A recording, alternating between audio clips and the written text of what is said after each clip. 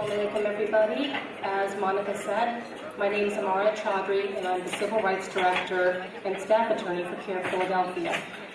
You're going to meet the gentleman standing to my left here in just a moment. Now, I remember being on the Executive Committee of CAIR back in 2007, 2008, and it was our goal at that time to hire an attorney. I am proud that we finally achieved our goal in September 2011 when I joined CAIR, and I want to tell you about the value that a staff attorney brings to our organization. When I first arrived at CAIR in 2011, I began by conducting a needs assessment to determine what it is, what services the Philadelphia area Muslim community needs. And this is what I learned. I learned that the majority of our callers, 56%, were reporting discrimination at the hands of government. Does that surprise anybody? Well, these discrimination complaints came from all levels of government, federal, state, and local. The complaints also encompassed all practice areas. This included government employers discriminating against Muslim employees, public schools not protecting our children from bullying and harassment, even physical violence, and yes, profiling by law enforcement at every level. So I began my job by collecting and analyzing this data, but now, armed with that information, I had to figure out how to address these problems. So I picked the largest issues affecting our community, and I began to develop and implement strategies to address these problems. On the issue of school bullying, we address this issue both in the criminal justice system and through the civil administrative process. Because so many of our school bullying cases involve physical violence or threats of violence against our children, we've advised parents to report their cases to the local police. And then, inevitably, when the police fail to proceed appropriately, we have prepared private criminal complaints. We also file complaints at the civil complaints with the local, state, and federal levels. We file complaints with the schools and school districts, with the Pennsylvania Human Relations Commission, which is represented here today, and with the United States Department of Education. When a government employer discriminates against Muslim employees, we file complaints there too, with the appropriate government agency. When law enforcement officers want to interview law-abiding Muslims about the extent to which we practice our faith, how often we pray, how often we go to mosque, we politely inform them by letter that they will need a legitimate law enforcement reason to interview our clients. So far, that has been successful here in Philadelphia. Finally, we have Pennsylvania's own anti-Sharia bill, House Bill 2029. Now, some of you would question why we devote so much time and energy towards fighting this bill. For one, some of you say that, this bill really doesn't do anything. It doesn't accomplish anything. So why fight it? Let's presume that you are right, that this bill doesn't accomplish anything. If it is only a sheet of paper that says Islam is evil, which, by the way, it is, that in and of itself is a danger to us all. Justice Sandra Day O'Connor once said that government disapproval of a religion sends a message to all that adherents of that faith are not full citizens. That is what House Bill 2029 does to us. It tells our fellow citizens that Pennsylvania Muslims are not true Americans. This is why we must fight it. Finally, I want to tell you why all of this work, fighting official discrimination, matters. Because hate does trickle down and affect private individuals. Government discrimination legitimizes anti-Muslim bias.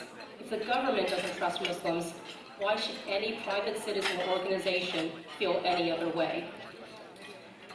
And actually, at this time, I'm going to ask Glenn Mack Jr. to join me here at the podium. I'm going to tell you guys a little bit about Glenn Mack Jr. Some of you have seen the press coverage of our case against Whole Foods Market. Whole Foods terminated Glenn's employment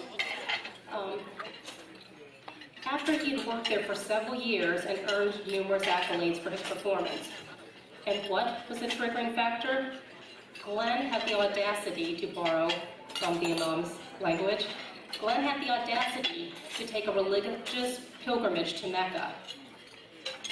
And so, upon his return, he learned that he no longer could be guaranteed a job at Whole Foods Market in Philadelphia. But fortunately, Glenn had the courage to take action against injustice. he contacted CAIR-Philadelphia, and we helped him file a complaint with the EEOC. That case is still pending. Now, before I present Glenn with his award, I should tell you it is not surprising that Glenn possessed the courage to fight this matter. You see, when I first met Glenn, I asked him, why does he spell Glenn with 2 N's?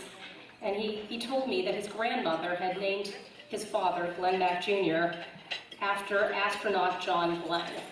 Now, for those of you who don't know, John Glenn was a retired U.S. Marine who later became the first American in orbit and then finished his career by serving the state of Ohio in the U.S. Senate.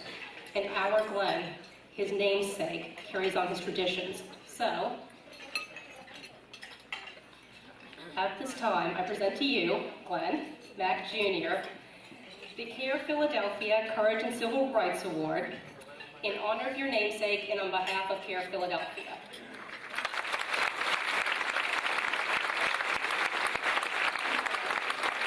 Thank you, Glenn.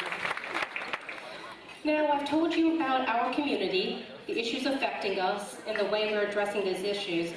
I'd like to tell you a little bit about myself and what brought me to this work. To understand the story of me, you must go back further to the story of my father, who immigrated to the United States in 1969. Now, that date is significant because my father immigrated to Virginia, and he actually came to Virginia 2 years before a federal appeals court in Richmond issued its last ruling desegregating Virginia public schools. My father immigrated to the United States, which promised equality for all, and he arrived in Virginia still in the throes of the civil rights movement and massive resistance to Brown v. Board. That is where I came from. Now fast forward to 1997, the year in which I began my service to civil rights. That year, I had my first of 3 undergrad internships in the juvenile courts. Now, at that time, my mother was working in the juvenile courts as a social worker helping juvenile delinquents. And that summer, I joined her, and I worked in a courthouse that still had Confederate flags flying in front of it. This was 1997 in Virginia. As I said, I had 3 internships with the juvenile courts. In law school, I continued this service by working in a law school clinic which served federal inmates. And upon graduation, I worked as a criminal defense attorney for 8 years, including stints as a public defender in both Chester County and Montgomery County. Now raise your hand. How many people are here from either Chester or Montgomery County? All right, good portion of the room. I worked in the courthouses in your counties for a good period of time. And during this time, I did a little bit of everything. I represented kids and adults. I had jury trials. I had appeals. I was in state court. I was in federal court. I also had hearings at the State Correctional Institute in Graterford, Pennsylvania. I don't know if any of you have been in the SCI Graterford, but that is not a place where people are often given exemplary service. I was proud to serve them in state parole hearings. I was also proud to work at Norristown State Hospital helping people during involuntary mental ill commitment hearings. Now, it is not only this experience that I bring with me to CAIR-Philadelphia. Fortunately, this is not my first experience running a legal practice. I had my own solo practice for 2 years, and I ran the legal department of another nonprofit for 3 years. So with all this, I come to CAIR-Philadelphia, and I couldn't be happier. When I was growing up, even when I was in college, a job like this didn't exist. I couldn't even imagine that a Muslim civil rights organization could exist. And yet, here we are. Here all of us are. And here am I. Coming to CAIR-Philadelphia is a homecoming of sorts for me. I've spent my entire life serving marginalized populations which are underserved by the legal community, and I've gained a lot of experience and a lot of skills. I'm honored to come home to my community to share these skills with you. Thank you to all of you for welcoming me home. Thank you, and may God keep you. God bless.